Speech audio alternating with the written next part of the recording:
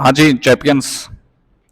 अच्छा भाई, ये एक अच्छा सवाल है, बड़ा खूबसूरत सवाल है। सबसे पहले तो वो आपसे क्या कह रहा है कि summarize equity and liability section बनाओ। ठीक है, यानी कि इक्विटी और लायबिलिटी, यानी कि इक्विटी, ठीक है, non current liability, current liability, ये वाले सेक्शन को आप बना दो। ठीक है। अब सबसे पहले क्या है, मुझे बैलेंस शीट का जो है वो एक साइड तो दी हुई है, और आपको पता है कि जो टोटल एसेट्स होते हैं वो इक्वल्स टू दिस साइड होती हैं, तो एक चीज तो मुझे यहां पर मिल गई। अब जो भी चीज, सबसे पहले मैं ये कहता हूं कि जो भी चीज यहां पे दी है ना, अगर तुम फॉर्मूले को खोल लो ना तो तुम्हें अच्छा समझ आ जाएगा कि कौन सी चीज कहां से मिल सकती है। जैसे मैंने कहा करंट रेशियो, करंट रेशियो का फॉर्मूला क्या है, current asset upon current liability.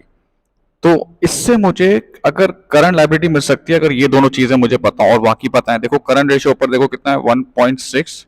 Current asset देखो ये लिखा हुआ 224,000, ये हो गया एक्स। इसका मतलब क्या है, 224 को जब मैं डिवाइड कर दूंगा 1.6 से, तो ये 1,40,000 आपकी आ गई करंट लायबिलिटी। 1,40,000 आ गई करंट लायबिलिटी। अब आपको गेयरिंग रेशियो दिया हुआ है, जाहिर सी बात है, आप गेयरिंग रेशियो का फॉर्मूला बताएं भाई।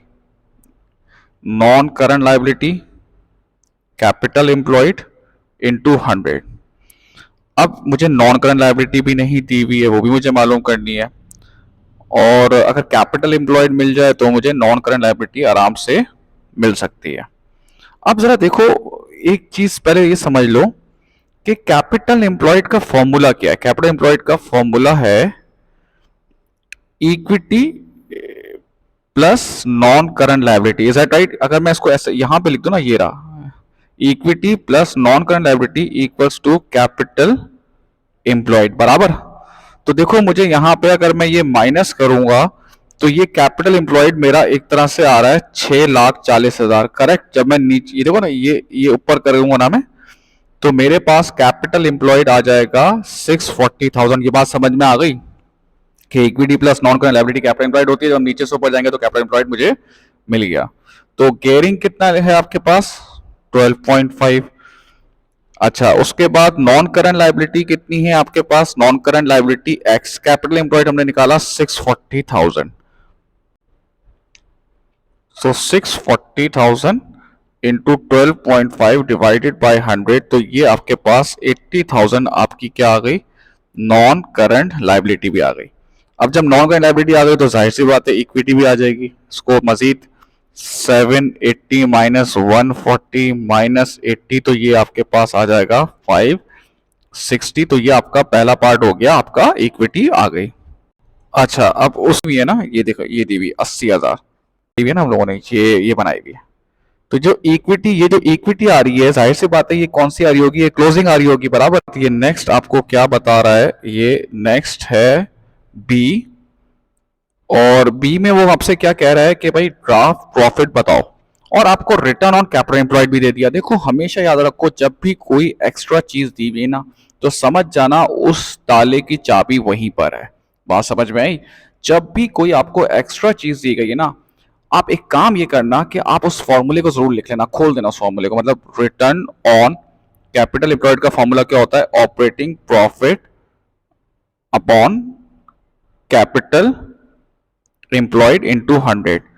इसका मतलब है अगर ऑपरेटिंग प्रॉफिट आ गया, उसमें से मैं इंटरेस्ट माइनस करके मैं क्या कर सकता हूं बेटा, मैं प्रॉफिट फॉर द ईयर निकाल सकता हूं। देखो रिटर्न ऑन कैपिटल एम्प्लॉयड कितना दिया हुआ है, 22.50%।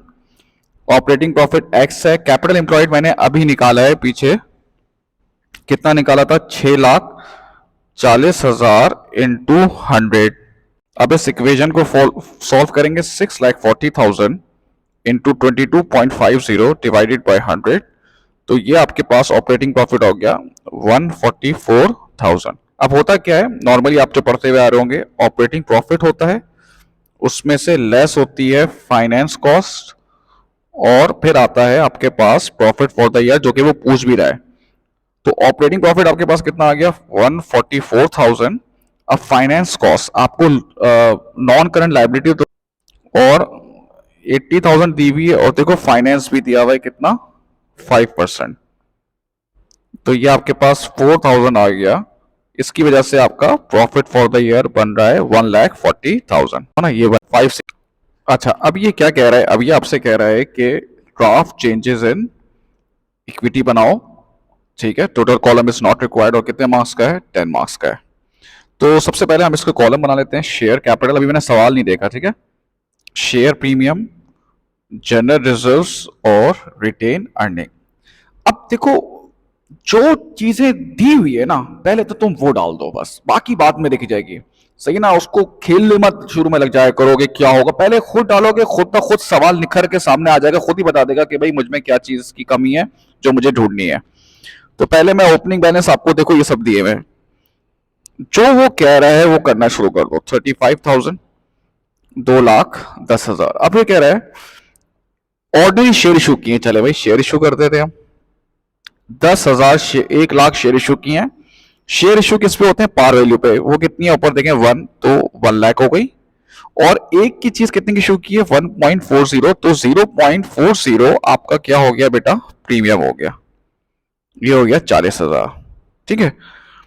अब वो कह रहा है a final dividend paid, the dividend cover was 2.5 times. अब ये देखो छुपा दिया, छुपा दिया नहीं छुपा दिया, इसी पॉइंट पे मैं रख गया कि भाई उसने डिविडेंड को छुपा दिया। अब पहले हमेशा जब भी कोई एक्स्ट्रा चीज दी जाए ना, तो आप उसका क्या लिखोगे, आप उसका फॉर्मूला लिखोगे। डिविडेंड कवर का फॉर्मूला क्या होता है, profit after tax minus preference dividend और ऑर्डिनरी डिविडेंड पेड। इसका मतलब क्या है, ये मुझे ढूंढना है। तो डिविडेंड कवर कितना है, डिविडेंड कवर देखो लिखा हुआ है 2.5। प्रॉफिट फॉर द ईयर, अभी इससे पहले अभी हम निकाल के आ रहे हैं 1,40,000 और ये हो गया एक्स। तो इसका मतलब क्या हो गया भाई, 140,000 डिवाइडेड बाय 2.5, ये आ जाएगा आपके पास डिविडेंड पेड 56,000। देखा, खुद ब खुद उसने कहा। तो ये आपके पास डिविडेंड आ गया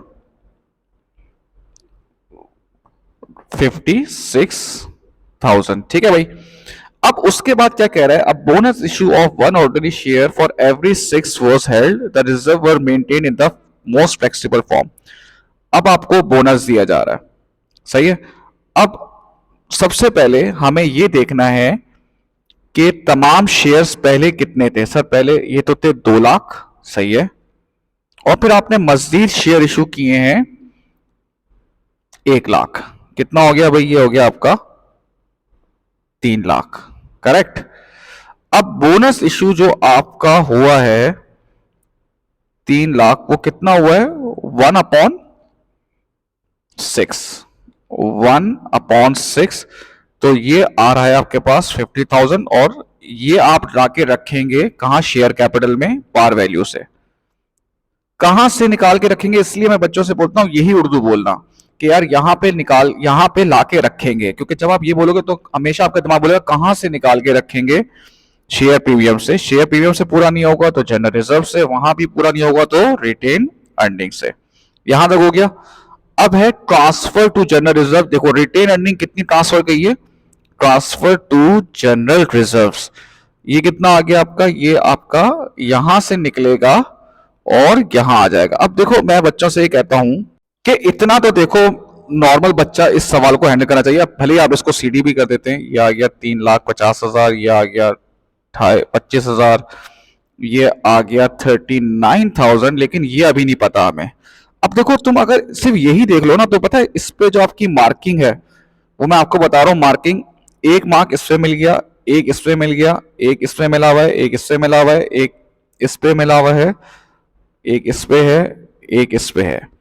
अब बेसिकली दो, ये यहां के जो 2 मार्क्स और ये जो 1 मार्क है, ये वाला जो 1 मार्क है, ये ओन फिगर है। ओन फिगर का मतलब ये है कि यहाँ पे कुछ भी अभी प्लस माइनस करके एक अलग टॉपिक है। वैसे ओन फिगर का मतलब हम, मैंने बताया था कि ओन फिगर का मतलब ये होता है कि इस पे आप लिखोगे तो मार्क्स मिल ही जाएंगे आपको। ये प्लस माइनस की वो चीज होती है। तो कहने का मतलब ये है कि 7 जितने भी मार्क्स है ना, मतलब 7 मार्क्स तो बच्चा इसमें ले लेगा, टेंशन लेने की बात नहीं है। ठीक है ना। ओन फिगर ये होता है ना, देखो ये समझो तुमने 100 में से -20 किया तो ये 80 आ गया। अगर मैंने 100 गलत लिखा तो 80 भी गलत हो जाएगा, तो इसको ओन फिगर कर देता है। ये अगर मैंने यहाँ पे 80 या 90 लिखा हुआ, 90 माइनस 20, और ये आया है 70, हालांकि ऑफिशियल आंसर 80 है लेकिन मैं लिखा हुआ है 70, तो वो ओन फिगर करके इसमें आपको मार्क्स दे देगा। तो ये पता होना चाहिए ना, ये कॉन्फिडेंस आपको देगा। खैर, अब यहां पर मुझे चाहिए एक तो अच्छा, प्रॉफिट फॉर द ईयर भी मैंने देखो पोस्ट नहीं किया, ये मेरे से गलती हो गई। प्रॉफिट फॉर द ईयर निकाला हुआ है 1,40,000, इसके भी मुझे मार्क्स मिल गए एक। अब ये रह गया और ये रह गया। अब जरा मुझे बात बताओ, इन दोनों में से कोई एक अगर मुझे मिल जाए ना, तो मैं कर सकता हूं। अब देखो, क्योंकि हमने पिछले सवाल में बैलेंस शीट बनाई है नहीं बनाई है, क्लोजिंग बैलेंस शीट, ये थी। तो ये जो इक्विटी का टोटल आ रहा है 560,000, ठीक है, ये टोटल आ रहा है। अब इसमें से मुझे चाहिए क्या, देखो, एक तो शेयर कैपिटल होगा, शेयर प्रीमियम होगा, जनरल रिजर्व्स होगा और रिटेन अर्निंग होगा। अगर मुझे ये रिटेन अर्निंग क्लोजिंग की मिल जाए ना, तो मुझे ये मिल जाएगी और ये मिल जाएगी, तो ऊपर जाऊंगा तो वो भी मिल जाएगी।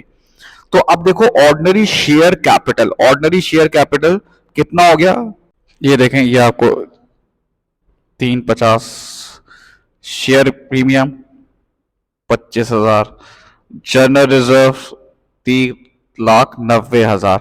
अब ये नहीं दिया हुआ तो जाहिर सी बात है, इन दोनों को प्लस करूंगा, इसको माइनस करूंगा, तो मेरे पास आ जाएगा, आपके पास 146,000 मिल गई है, 146,000 करेक्ट। अब देखो, अगर किसी ने ये गलत कैलकुलेट किया होगा तो ये भी गलत आ जाएगा, तो ये गलत लिखेगा ना, तो उसको उसको नंबर मिलेगा। मैं ये बताना चाह रहा हूं आपको, ये पता होना चाहिए, मार्किंग स्कीम की ये चीज पता होनी चाहिए, इससे आपको कॉन्फिडेंस मिलेगा। अब यहां से मैं नीचे से ऊपर जाऊंगा तो मुझे रिटेन अर्निंग ओपनिंग मिल जाएगा 80,000, इस तरह से आपको 10 मार्क्स मिल जाएंगे। थैंक यू बेटा।